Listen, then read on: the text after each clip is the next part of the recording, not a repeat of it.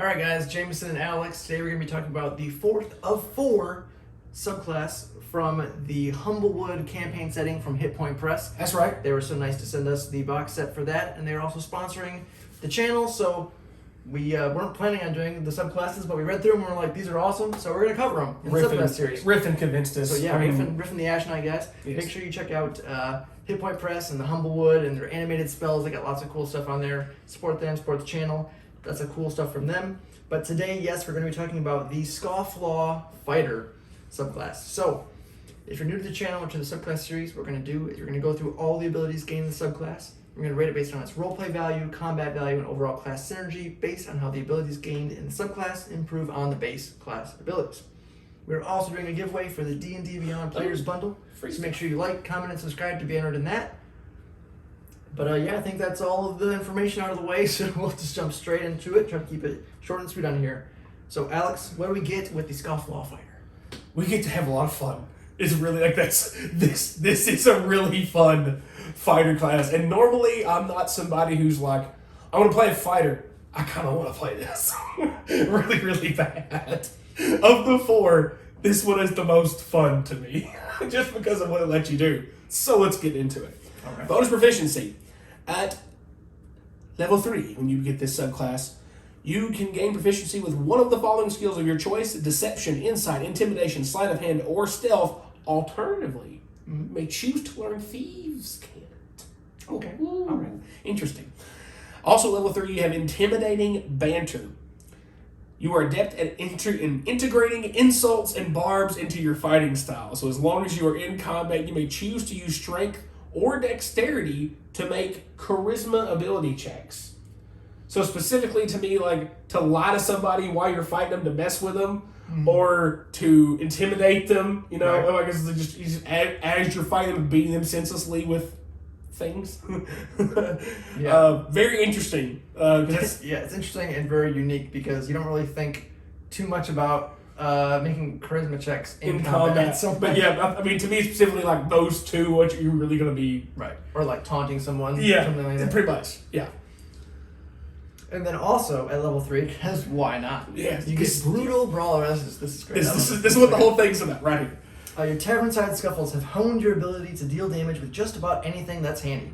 You have proficiency with improvised weapons. Yes. And treat any improvised weapon you handle as if it has the finesse quality. Additionally... Hold on. He said the finesse quality. Keep that in mind for later.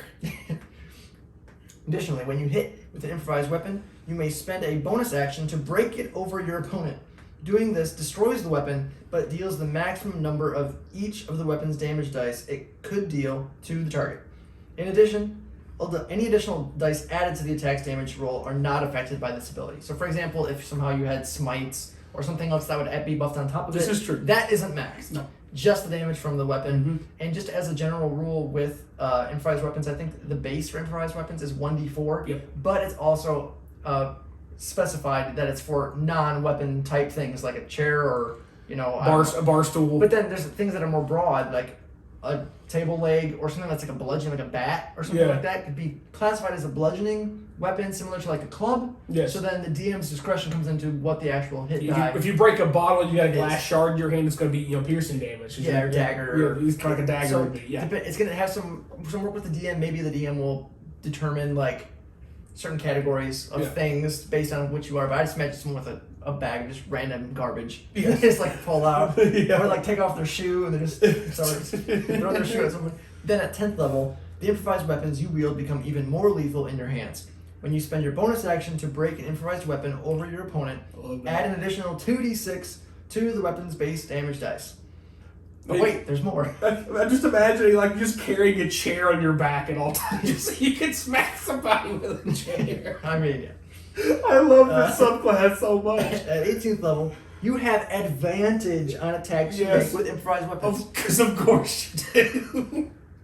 But also don't forget, you're a fighter, so you attack a million times. No. So, You're gonna just beat people to death with a chair. Or a spoon. Or a spoon. Like literally anything. It's pretty funny. You just got a notebook. You found this girl's diary. You just start beating people with it. I'm crying over here. I love this subclass. It's so much fun. Oh, man. Surprisingly, as I get the tears of laughter out of my eye, this has got so much more to it. We're not close to being done yet. Yeah. At level 7, we have misdirection. You are adept at using words and gestures to taunt or fake out your opponent, turning their lack of composure against them. This allows you to goad your foe into swinging in ways that can cause them to strike their allies, or which leave them open to counterattack. As a bonus action, you can misdirect, I repeat, as a bonus action, you can misdirect an opponent within 5 feet of you. Target must succeed on an intelligence saving throw, love that, against a DC equal to 8 plus your proficiency plus your strength or dexterity modifier. On a failure, they must spend their reaction to attack a creature of your choice within 5 feet of them. If no other creatures are present within 5 feet of them, they waste their reaction attacking the air where you once were. In order for you to misdirect a creature in this way, they must be able to see, hear, or otherwise be able to understand you. So if you're fighting a beast that can't understand you, does it work? Well, I guess because they can see you. They can see you and hear you. And you'd be like, making funny faces at some big owlbear. Does it bother them enough? Sure, why not? But yeah, you might have noticed too that there's no limitation to that. Nope. You spend your bonus action. Make them use their reaction, and I repeat, it's an intelligence saving throw. Luck with that is violent. Yeah. Then at 10th level, we have Blindside. You may use this technique against any creature that hasn't yet taken a turn in combat, or who you have successfully misdirected this turn. You may also apply this technique to any attack roll you make with advantage. On a hit, you exploit an opening in the target's defenses, dealing an extra 5d6 points of damage. Once you use this ability, you can't use it again until you finish a short or long rest. So a nice little burst of damage you can do once per short rest. Did I hear sneak attack? Yeah, right. It's basically sneak. But you only get it once. We only get it once. By level 15, but it hurts. increases to 76, but and hurts. at level 18, it increases to 96. And if you have no uses of this ability at the beginning of combat, on your turn, you regain 1 use of it. So if you've had basically 2 different combats within a short rest, you get to use it one more time. So every combat, you'll at least get to pop this one time. So basically always use it once in every combat because you'll get it back. Yeah. Once you hit 18th level. For sure. At 15, because there's for a fighter subclass that gets so much. That's amazing. Your reputation precedes you, make it easy for you to strike fear into the hearts of anyone foolish enough to oppose you. As part of your attack action, you can utter deadly threats to a single target within 30 feet of you, causing them to become frightened of you for 1 minute on a failed wisdom saving throw. An affected target may repeat the saving throw at the end of each of its turns, ending the effect on a success. DC is 8 plus your proficiency plus your strength or dexterity modifier, just like the previous ability.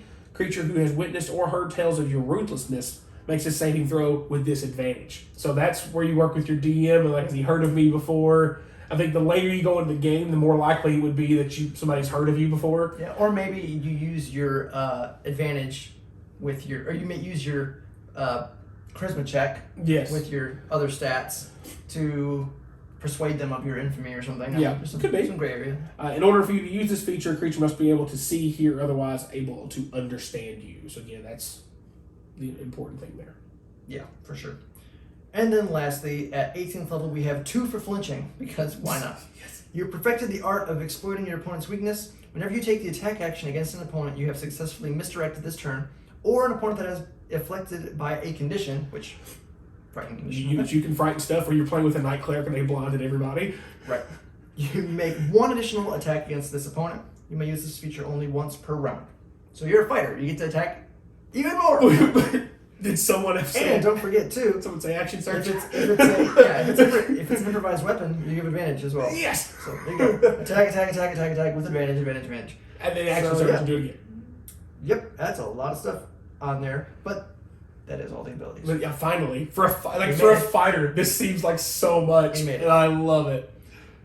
So all that being said, move on to the rating portion of the video. First up is the Roleplay Rating. That's right. Asterisk, as always.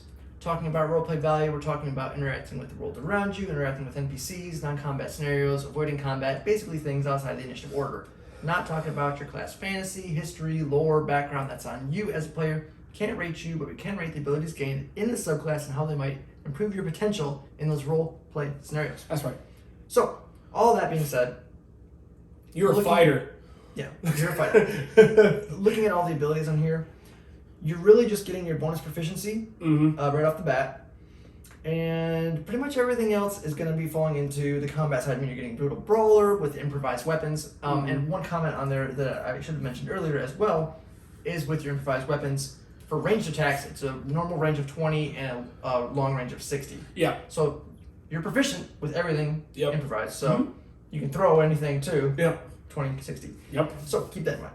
But all that being said, that's combat, misdirect, combat, blindside, combat, infamy. Some niche There's some RP there, but on there. Give it some frightened condition, sure. Yep. Which because that would lean into you to me like you being. But you do have to take the attack action to do so. Sure. So keep that in mind. Yep. And then 2 for flinching, combat. So really, you're just getting your bonus proficiency and the intimidating banter, but you can only use the intimidating banter while you're in combat. So that's very niche as well. So all that being said, we just gave it a 2 out of 5 for the roleplay because there are some niche ways that you could use this, and combat is, depending on DM discretion, a very vague term. I mean, you can initiate combat on the first turn of combat. You could diffuse the whole combat. You know what I mean? Depending on how you make your persuasion. Maybe you persuade them first round of combat to stop fighting. So it's kind of a gray area, but there's some potential niche uses on there. On the combat side of things, and as we have brought up more than once, if you've watched our video series on subclasses, if one thing tends to be lackluster in one category, it usually excels in the other. Hint, hint, that is the case here. Because from the word go, this sucker is all about hitting things with anything you can get your hands on violently and effectively. Yeah. And again, maybe the most fun exploding emphasis of like what the tavern brawler feat, what that kind of a build you think you'd like to do for the fun. They gave you a whole subclass for how to do it better than what that feat can give you. Because I looked at it, I was like, hey, would it be useful to take the feat?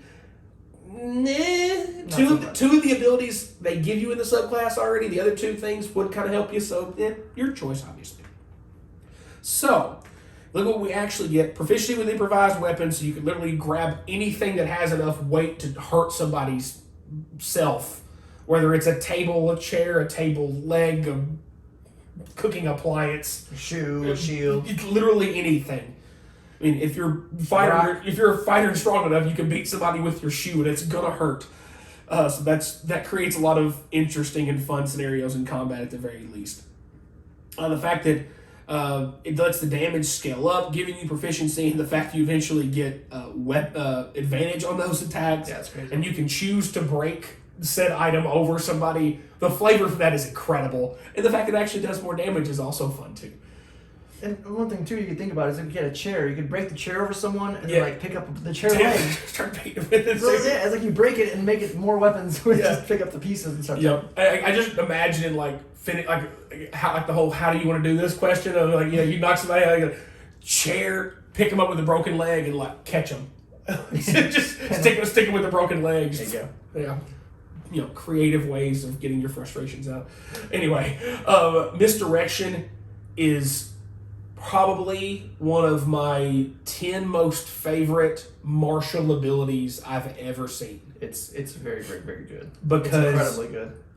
Again, one of Jameson's favorite terms when he and I are discussing subclasses, abilities, things like that is action economy. Yeah. And you see how he nods in approval because he loves to use that term. Talk about how you scale things into things like that. This thing is an action economy just bomb. Yeah. Because you're essentially saying, okay, I'm going to take my bonus action to attempt to force you to make an intelligence saving throw. Good freaking luck. Yeah, right. But it's an intelligence saving throw. And otherwise, you're going to spend your one reaction you get for the whole round to either hit one of your buddies that's standing next to you or just swing at the air next to me. So then if I want to get away or my friend wants to get away, no opportunity attacks. If you happen to be a spellcaster, no shields, no any other reaction based spells or anything other abilities you might have based on a reaction. No. In fact, there's no limit to it. All you're doing is giving up. Crazy. You're just giving up your bonus action. Well, what if you could attack or use other abilities with bonus action? So what? Everybody I would else, trade bonus action for a reaction any especially day. if you're fighting just one thing. Right. If you're fighting some big old angry beastie creature that has an intelligence of 4, you don't care about your bonus action being lost. You're a fighter. You get to hit that 17 times a turn anyway. Right. Exactly. Okay, I will put that dead horse over there. It's freaking incredible. It's the whole reason why I scored the class what I did in terms of combat. Blindside. It's kind of a fighter's version of sneak attack, which is why I brought up the finesse thing before. I think this creates a very interesting opportunity to dip rogue. Yeah. Because, the 18th, you do get the extra attack, the 4th attack for fighter, but you already get an extra attack with this thing anyway for that one thing around. So maybe you want to dip rogue because, you can sneak attack somebody with a bar stool from a distance. Because you can. Why not? Because you can. When you choose, if you have misdirected somebody, you can blindside hit them, and once per rest. Eventually, it's going to be once per short rest. Well, no, it's always once per short rest. Sorry, but eventually you can always have one use of it per combat. Right. Starts off as 5d6 damage, which is not bad because you're going to be attacking a bunch anyway. So here's an extra 5d6, just boom, and it scales up to 76 and eventually to 96. That's really going to hurt because rogue sneak attack caps out at 10d6, and that's their only thing they get to do in combat. You're right. Offensively, of course, it's very good, but that's a different animal. So that's fantastic. Love that. Definitely raises the floor up for sure. Yeah, absolutely. Just a burst of damage right off the bat. I love high floors because reliable damage is always very, very good. Of course, infamy, letting you use the flavor of you've got a history background of beating a tar out of people with literally anything. Oh, I heard he got beat up by a chair leg. Yep. or whatever else you gotta hold up. Right. It's very, very, very creative in that way. And the fact that both the abilities that have a save to these can be tied to either your strength or your dex, because you kind of build fighters technically either way. Everybody always thinks strength, but you could kind of build it like a monk per se with dex. Because it has the finesse, so you can use your dexterity to smack people around with things because you're quick instead of brute force kind of thing. Yep. And finally, 2 for flinching, giving you that 1 extra attack per round against the opponent that you've afflicted with your misdirect or afflicted by a condition. And it doesn't say by condition from you. Right. So if you frighten somebody, or if somebody else was paralyzed or blinded or deafened or literally anything somebody, you get to hit them an extra time. And the thing too with infamy that's crazy is there's no limit on it. No. And a lot of times with frightened conditions, it's like once they make the save, they're immune for 24 hours.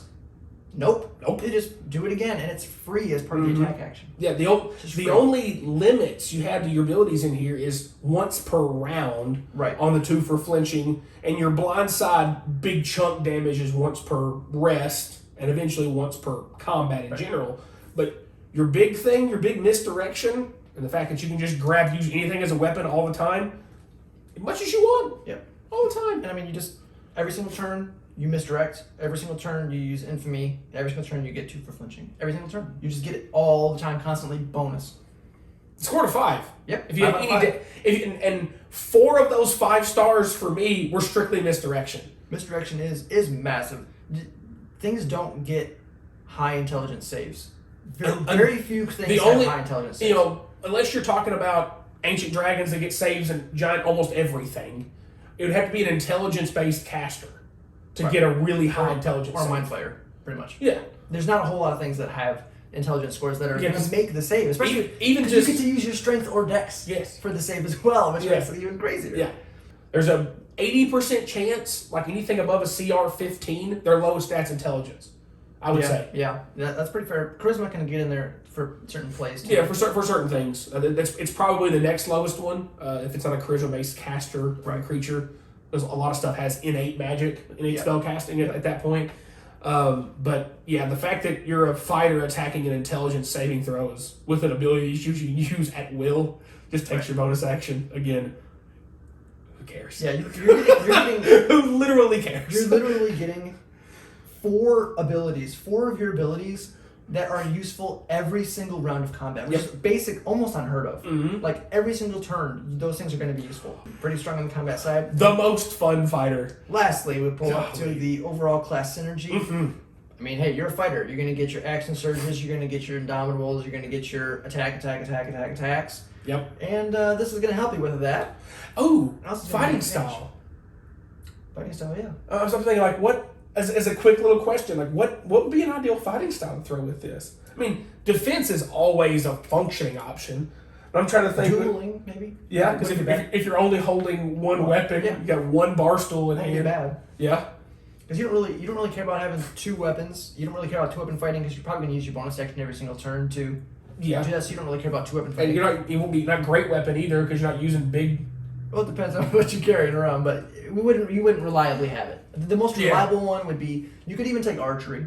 Yeah, for ranged attacks. Yeah, so you only have 20-foot range with your improvised weapons, unless you want disadvantage. But once you hit advantage all the time, you have 60-foot range, just normal roll. Yeah. But yeah, it's probably dueling, or could you take some of the defensive, or some defensive ones? I figure like one of the new ones, like blind sight, like blind fighting, it could be really interesting. You could take more utility or defensive one on there as well, because all the traditional obvious ones don't affect you and benefit you as much as it would most fighters. So that question just popped in my head, like, oh, yeah. That's fun. But yeah, that is something that can come into play with synergy. Yep. But basically, the big thing is you're getting the improvised weapons are nice. They're super fun. The extra attack that you get eventually is super late, and the advantage that you get on all those attacks is super late. Yes. That being said, they are very good. But so we gave it a 4, only because of how late you get those last abilities. This is correct. The stuff you get early on is good. Yeah. And for synergy wise here we're talking. Using your bonus action to burn a reaction doesn't really synergize with your abilities, but it is very potent, and getting advantage all the time eventually, and getting another extra attack is huge. Fighter. But again, because you get it so late, you scaled it down to a 4. Yeah. Okay. If you started off at level 20 or level 18, you could maybe argue for a 5, or 4.5 or 5 synergy as well, because getting that all the time right off the bat is huge. But a lot of campaigns, like we say a lot of times, don't ever reach that point. Yeah. So it's hard to give something a huge flat 5 right off the bat for something that synergy wise, again, that you don't get till so late. Yeah. Right. Yeah, the best bits of synergy don't come in until late. The huge parts of the combat side, why that got a 5, again. Misdirection is level 7, you get it. All right? Yeah, and level 15, you get infamy, which is another huge one. Yeah. The 2 for flinching is nice, but it's not like crazy. Right. And one more attack when you already have 1,000,000, whatever. It's fine. But yeah, guys, keep it short and sweet. I say short and sweet. It's probably a 30-minute video already. And that's mostly my fault, because I've been gushing over how fun this is. It is definitely very fun. Very interesting. I just think it's hilarious. There's so many things you could do with this. Yeah.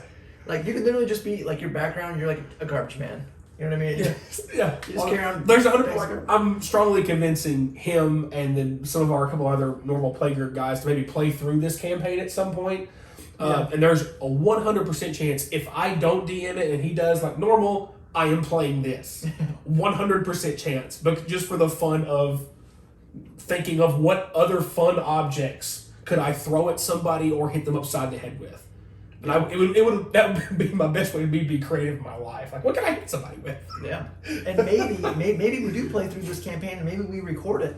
Oh. Would that be something you guys would be interested in? Oh, that's a very big question. Let us know down below, because with this box set that we got, it has all these little punch out tokens. It's got battle maps that come with it and everything. And even in the book itself, like from the DM side, even shows you like important things on the map, like where traps might be that the players aren't aware of, but the DM's going to know, like, oh, if they step here, it's going to trigger something, or there's a phase where things should be staged and whatnot. Yeah, so it's really, really cool, really well laid out. Yeah, so make sure you check out that video. Make sure you guys check out Hit Point Press. They're huge stuff. Thanks. Yeah, awesome stuff. Thank you guys so much. Make sure you check them out. Support them. Support us.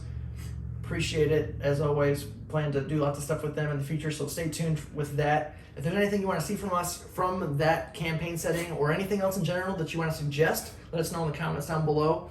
But that's all for today, guys. If you enjoyed the video, remember to like, subscribe, hit the bell notifications, when our new videos are coming out. And as always, thanks for watching.